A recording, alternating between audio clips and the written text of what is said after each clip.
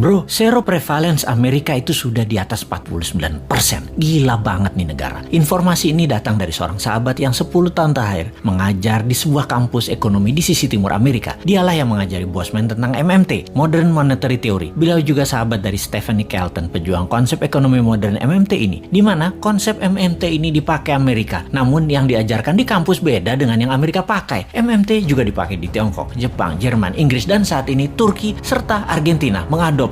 Untuk Indonesia, tenang. Kalau Newman jadi pegang kendali pasti pakai MMT. Pada sabar ya, dan terus berjuang memintarkan masyarakat. Lihat ilmunya, fokus di ilmunya, dan jangan fokus di populernya seseorang. Karena kebanyakan mereka ingin menarik di panggung politik, fokusnya membuat populer saja. Seperti para calon-calon saat ini, mencari populer tanpa punya konsep bernegara. Kembali ke informasi sepotong di atas. Pertanyaan di kepala saya selanjutnya adalah, apaan tuh seroprevalence? Sehingga saya pun bertanya kepadanya. Seroprevalensi adalah jumlah individu dalam suatu populasi yang menunjukkan hasil positif baik untuk penyakit tertentu berdasarkan spesimen serolog atau serum darah. Jadi, menurut sahabat saya ini, di Amerika kekebalan tubuh imunitas terhadap COVID lebih dari 49,1% dari populasi. Dan ini hebat, ditambah yang telah berhasil divaksin adalah 13,7% saat ini. Maka Amerika sudah mendekati herd immunity. Ya terang saja nonton final NBA kemarin pada nggak pakai masker. Kenapa hebat? Karena mayoritas kekebalannya didapat dari alami, yaitu natural herd immunity. Gak heran dalam diskusi di Clubhouse, Elon Musk mengatakan, unvaccinated sperm